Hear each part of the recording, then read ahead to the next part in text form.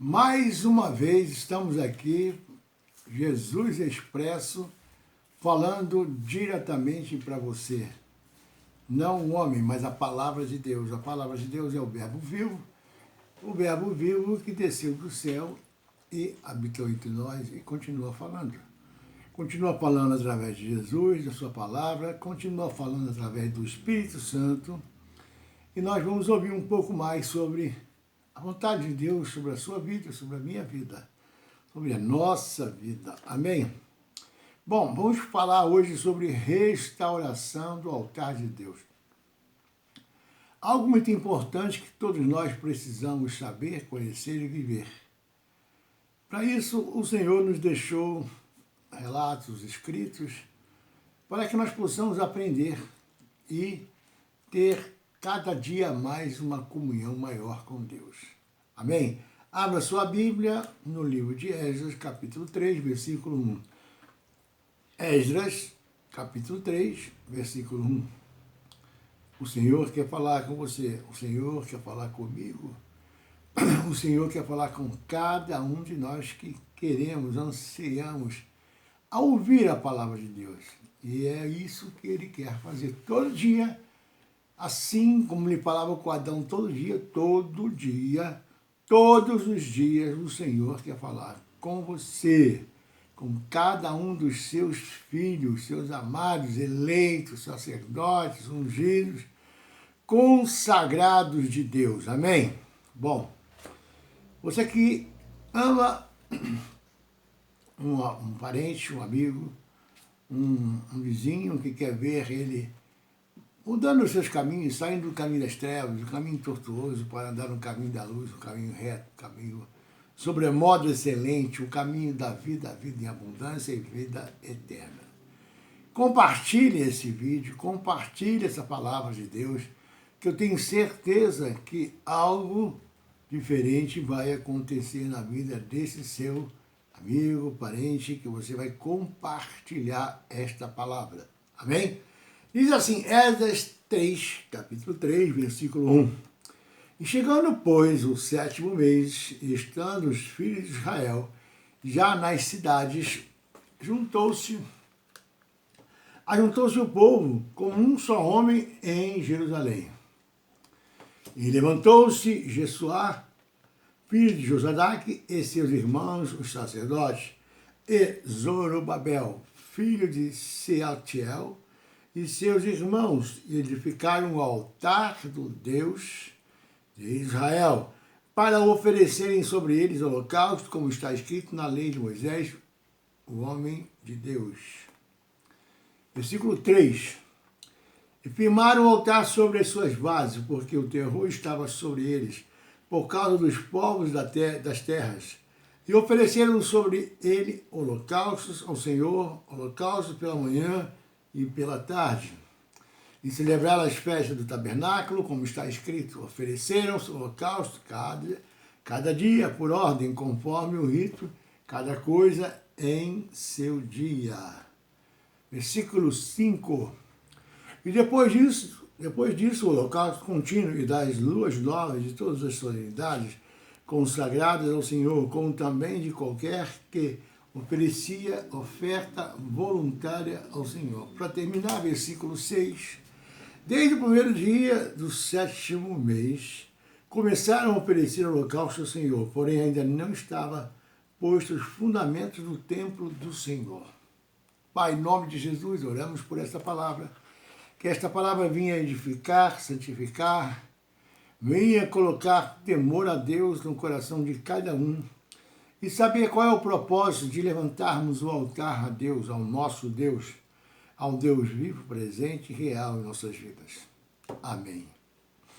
Restaurando o altar, como está o seu altar? Como está o seu relacionamento com Deus? Como está o nosso relacionamento com Deus? É importante saber como estamos com Deus. Porque Deus sempre continua o mesmo. Mas o homem tem uma inconstância, por ser ainda carnal, imperfeito, por ser ainda buscando aquele que busca, aquele que persevera, aquele que faz tudo aquilo que a palavra diz, mas as forças contrárias sempre tentam nos desviar do rumo da palavra de Deus. Mas o Senhor, quando nós todos os dias levantamos um altar, Ele nos orienta. O Senhor todos os dias nos mostra o caminho. O Senhor todos os dias pega a cada um de nós pela sua mão, como um pai pega o filho pela mão para andar pelo caminho reto. Esta é a palavra de Deus. Então, no livro de Esdras e Neemias, falam de restauração. Restauração é um dos temas básicos da Bíblia. Em Jesus, Deus restaurou a criação caída, ou seja, o primeiro o primeiro homem, Adão, não permaneceu obediente, não permaneceu conforme a ordenança de Deus. E aí houve uma queda do homem, houve o pecado adâmico, e aí tudo aquilo que veio depois, toda a geração seguinte, até os dias de hoje, nasceram já em pecado. Por isso que nós temos que nos converter, mudar o rumo da nossa vida, da nossa história, para fazermos somente a boa, perfeita e agradável vontade de Deus. Bom, na sua primeira vinda, a Igreja Gloriosa quase foi formada. Mas logo entra um declínio e apostasia, e por isso precisamos novamente de restauração. Antes da segunda vinda de Cristo, se temos uma visão do plano de Deus, procuraremos fazer parte do processo de restauração que Ele está realizando hoje e continua realizando em nossas vidas, porque Ele é o mesmo ontem, hoje e sempre, e conhece muito bem como é o homem, sua criação. Ele formou, Ele criou, então Ele conhece muito bem você, conhece muito bem a mim, a nós, para saber o que nós precisamos fazer para estarmos alinhados com a sua palavra, perseverantes na sua palavra, fazendo somente a boa, perfeita e agradável vontade de Deus na nossa vida, que é a vontade de Deus, que Ele é soberano e Ele reina e reinará para sempre, para sempre. Amém? Bom, a passagem de Esdras 3, de 1 a 6, fala de um elemento primordial da restauração, o altar. Repita comigo, o altar, aonde é entregue o sacrifício, aonde existe morte, aonde existe uma renúncia da velha criatura para andar em novidade de vida e andar de acordo com a vontade de Deus. Andar conforme Ele deixou estabelecido nas suas Escrituras, para que nós possamos ter uma comunhão plena, na plenitude da comunhão que Deus quer com cada um de nós. Amém? Então essa é a vontade de Deus, e a vontade de Deus vai sempre se cumprir. Nenhum dos planos de Deus serão frustrados na minha vida e na sua vida. Diga amém, glória a Deus, eu creio, Senhor.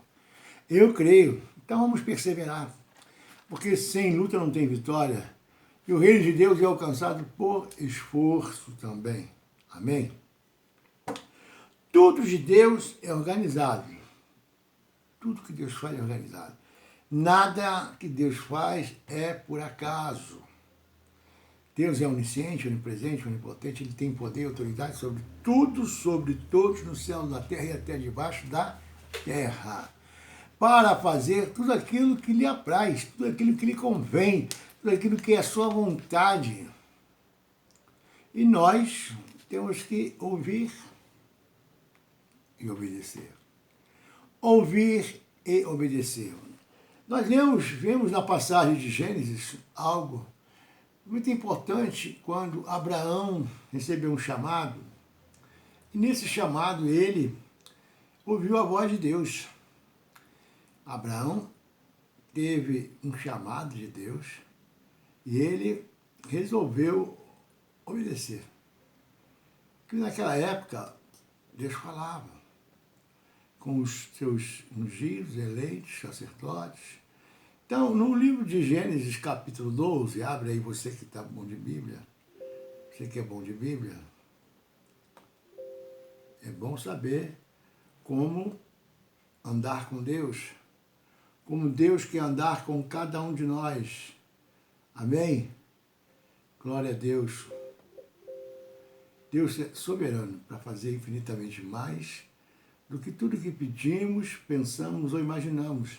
E conforme a vontade de Deus vai se cumprir. Vai se cumprir porque Ele é Deus de poder e autoridade sobre tudo e sobre todos em nossas vidas. E nada daquilo que é plano de Deus vai deixar de se cumprir na nossa vida. Tudo que Deus preparou para nós, diga glória a Deus, vai se cumprir, querendo ou não o homem. Querendo ou não, vai se cumprir.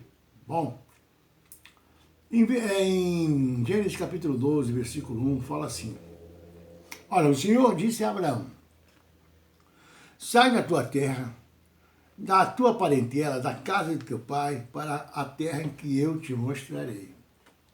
E fartei uma grande nação, e abençoar-te-ei, e a engrandecerei o teu nome, e tu serás uma bênção. Diga, eu já sou uma bênção. Diga, eu sou uma bênção. Pode falar, declara aí, profetiza sobre a sua vida, eu sou uma bênção. Eu sou uma bênção no reino de Deus, eu sou uma bênção na minha casa, eu sou uma bênção na minha família, eu sou uma bênção lá no meu trabalho, eu sou uma bênção na minha vizinhança. Diga glória a Deus. E continuando no versículo 3, Gênesis 12, 3, fala assim: E abençoarei os que te abençoarem, e amaldiçoarei os que te amaldiçoarem, e em ti serão benditas todas as famílias da terra. Diga, eu serei bênção por onde passar. Por onde eu passar, eu serei bênção na vida das pessoas.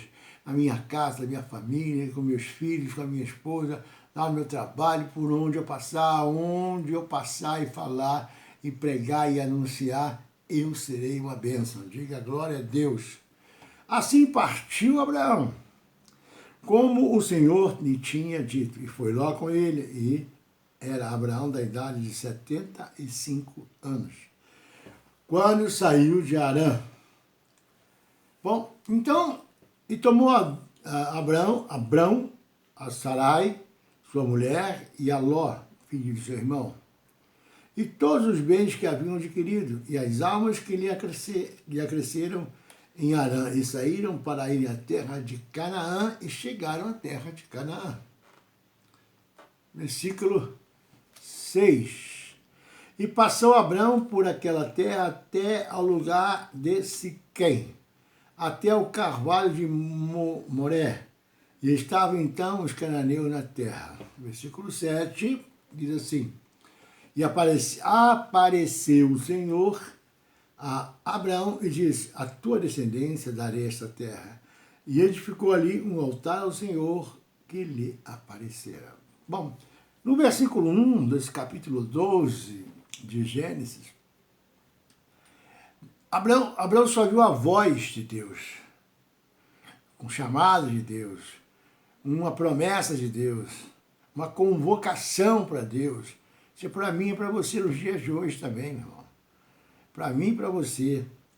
E no versículo 7, Deus apareceu. Está escrito assim: apareceu o Senhor a Abraão. Esse apareceu aqui, ele se revelou. Ele se mostrou a Abraão. E disse: a tua descendência eu darei essa terra. E edificou ali, Abraão levantou ali um altar. Um altar ao Senhor em Siquém, porque foi nesse lugar aqui chamado Siquém.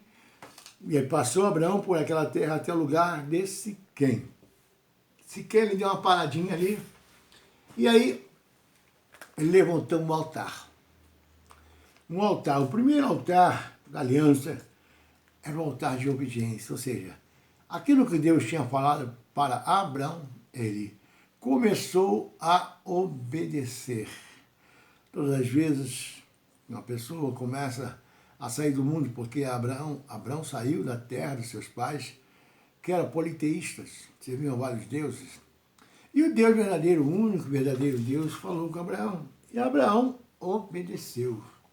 Diga assim, igualzinho a mim, eu sou obediente a Deus. Profetiza, profetiza. Profetiza, filho do homem. Abraão obedeceu.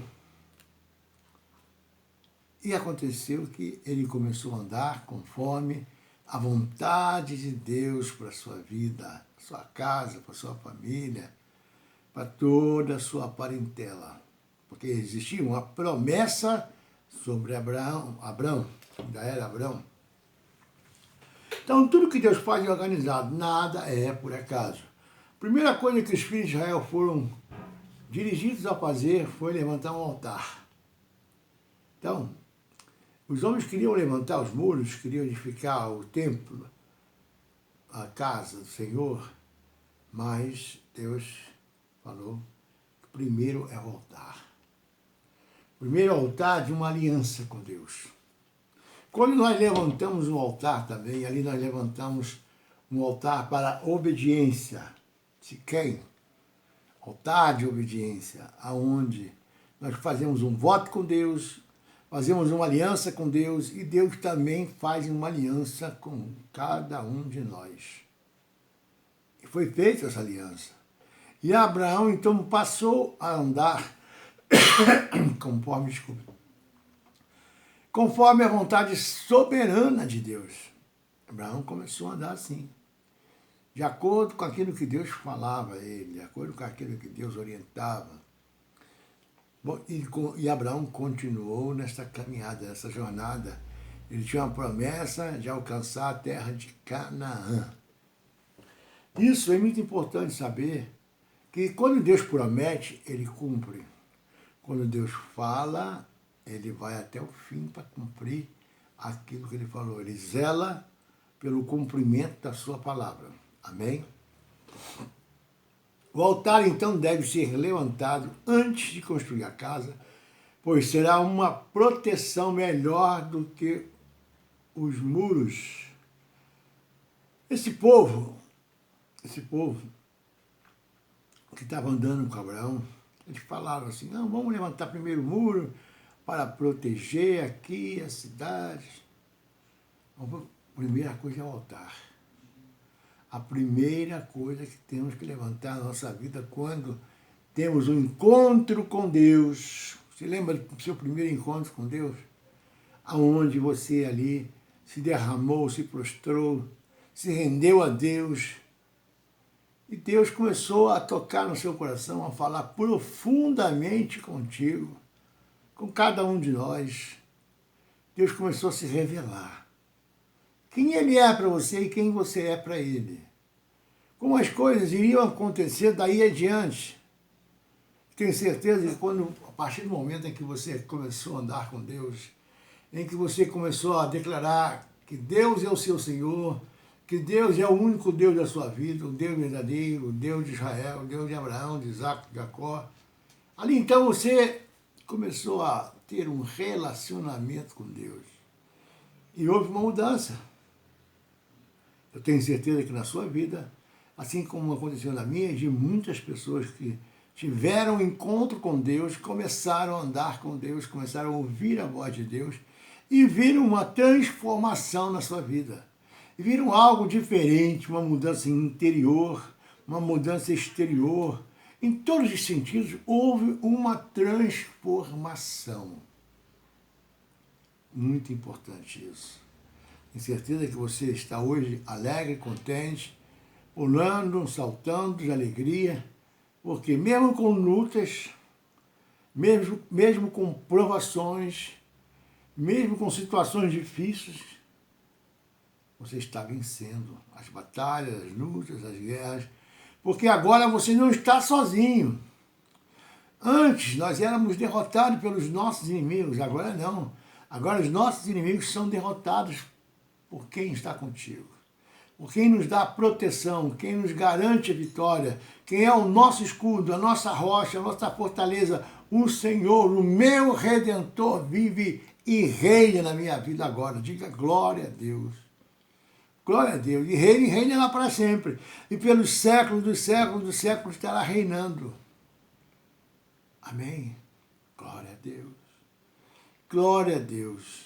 Muito bom ver isso. Muito bom ler a palavra, entender a palavra, esmiuçar a palavra, ruminar a palavra, ter a revelação da palavra, porque o Espírito Santo hoje está em nós, e é o Espírito Santo que nos revela, nos dá uma profunda fé, uma grande certeza, uma grande tamanha confiança, de saber que esse que você recebeu a promessa aqui na sua palavra, ele vai fazer cumprir a promessa que ele fez a você. Não há impedimento para o agir de Deus. Não há impedimento para o agir de Deus na sua vida. Amém? Preste atenção nisso. A obra principal de Elias. Elias também levantou um altar. Levantou um altar para mostrar ao povo quem era o verdadeiro Deus. Quem era o Deus que o povo estava enganado e servindo Baal. Nesta situação, o que aconteceu? Baal estava sendo adorado pelo povo de Deus, ou seja, o povo de Deus tirou Deus do lugar dele e colocou Baal no lugar do verdadeiro Deus. E se pode uma coisa dessa? É muito difícil entender, mas foi isso que aconteceu. 1 Reis 18:30, abre aí. 1 Reis 18:30, o que diz? 1 Reis 18:30. Fala muito bem do que Elias fez um dia, quando ele arrumou o altar que estava destruído. 1 Reis 18:30. Se achou? Diz assim, a palavra de Deus.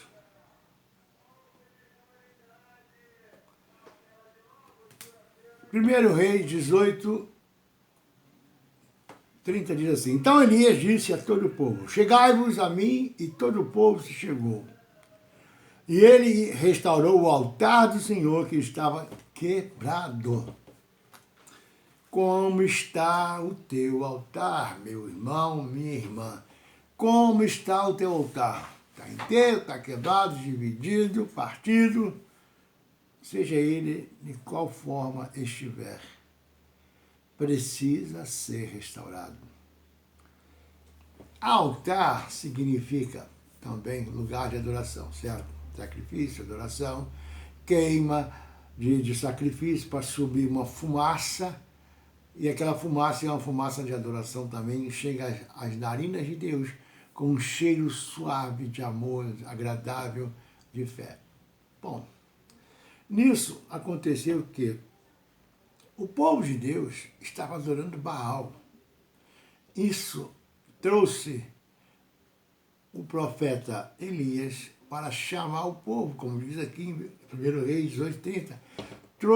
O profeta Elias convocou os profetas de Baal, convocou o povo de Deus para entender, conhecer quem era o verdadeiro Deus.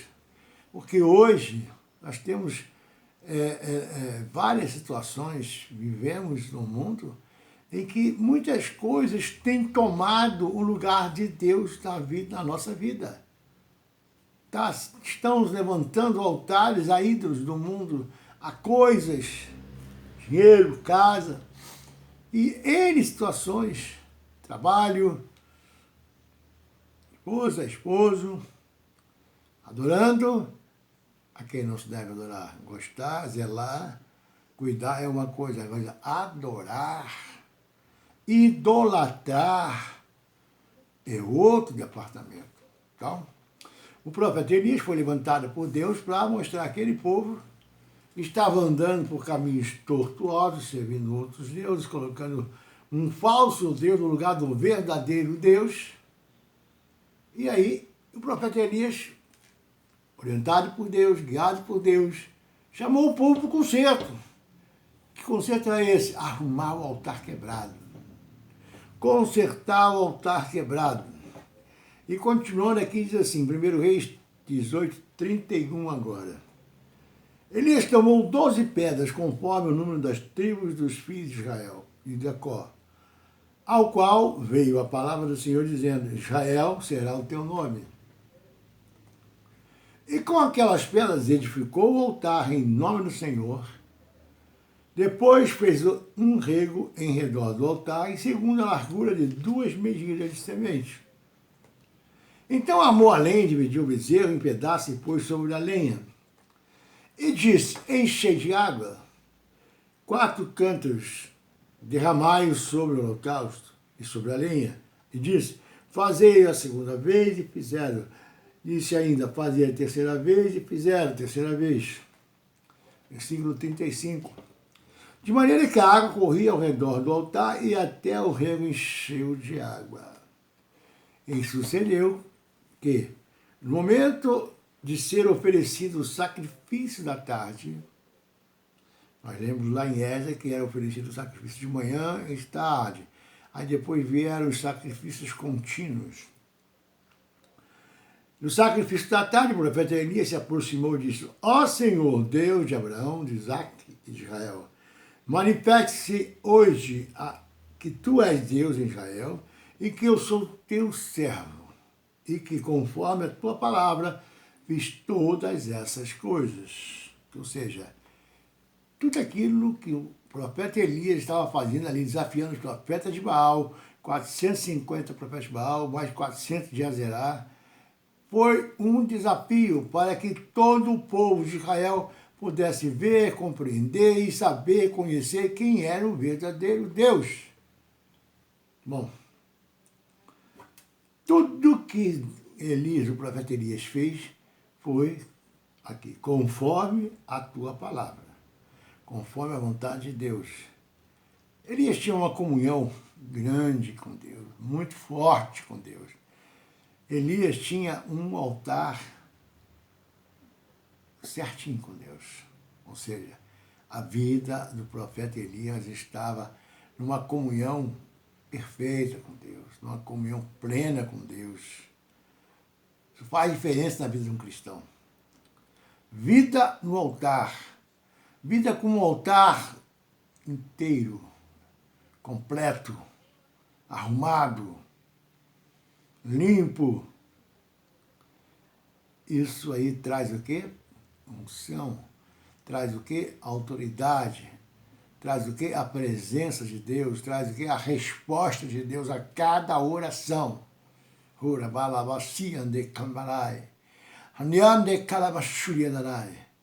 A vida no altar traz uma resposta de poder, de autoridade, quando um homem e uma mulher de Deus clama pelo nome do Senhor, clama pelo poder de Deus, clama por um milagre, clama por um socorro, clama por uma ajuda. Faz diferença. Bom, sucedeu que no momento oferecido o sacrifício da tarde, nós já lemos aqui, aí o versículo 37 diz assim: responde-me, Senhor, responde-me para que este povo conheça que tu és o Senhor, Deus, e que tu fizeste voltar o seu coração. Então caiu o fogo do Senhor e consumiu o holocausto e a lenha, e as pedras e o pó, e ainda lambeu a água que estava no rego. Diga misericórdia. O que vendo todo o povo, caíram sobre os seus rostos e disseram: só o Senhor é Deus, só o Senhor é Deus, só o Senhor é Deus. Olha que exemplo, olha que lição. Um homem em que obedecia a Deus fielmente, um homem que andava com Deus, um homem que falava com Deus e Deus respondia com fogo. Elias era o profeta, era o homem do fogo, profeta da água, ele orou e não choveu mais durante 3 anos e meio. Elias, certa vez, orou e 50 soldados foram consumidos pelo fogo que Elias pediu que descesse do céu 2 vezes. E na terceira vez o capitão já veio já ressabiado, os seus 50 soldados, e aí foi salvo porque ele já chegou humildemente submisso ao profeta, não com a autoridade do rei, o rei de Israel, que era Acabe. Mas Deus continua no controle. Pode abalar céus e terra. O homem pode pensar que pode fazer tudo, tem poder e autoridade sobre tudo, sobre todos. Mas quem tem o poder verdadeiro sobre tudo e sobre todos é o nosso Deus. Bom, aí as 12 pedras do altar que Elias arrumou, porque o altar estava quebrado. O altar quebrado. E nisso que aconteceu? Elias começou a colocar as 12 pedras do altar, como ele diz aqui. Ele arrumou o altar, deu o comimento oferecido, tá? E aí, responde-me, Senhor, não, mas para trás um pouquinho, aqui no versículo, versículo 31. Elias tomou as 12 pedras, conforme o número das tribos dos filhos de Jacó, ao qual veio a palavra do Senhor dizendo, isso será o teu nome, este será o teu nome. Tá? Versículo 32. E com aquelas pedras edificou o altar. Que pedras são essas? Que pedras são essas? A primeira pedra é a pedra do amor a Deus, primeiro mandamento. Amarás o Senhor teu Deus com toda a sua força, com todo o seu amor, com toda a sua intensidade. Bom. E a fé? A segunda pedra é a pedra da fé. A nossa fé, ela é inconfundível, tem que ser inconfundível, inabalável na palavra do Senhor. Nós não podemos ter dúvida na fé daquilo que a palavra diz, daquilo que a palavra afirma, daquilo que a palavra pode fazer em nossas vidas. A fé traz à existência aquilo que não existe.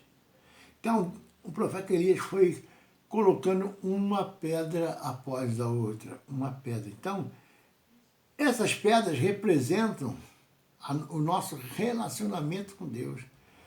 A cruz é o quê? Duas partes para cá e uma parte para cima. Do meio da cruz tem um pedaço para cima que é a nossa comunhão com Deus. Então, o que acontece?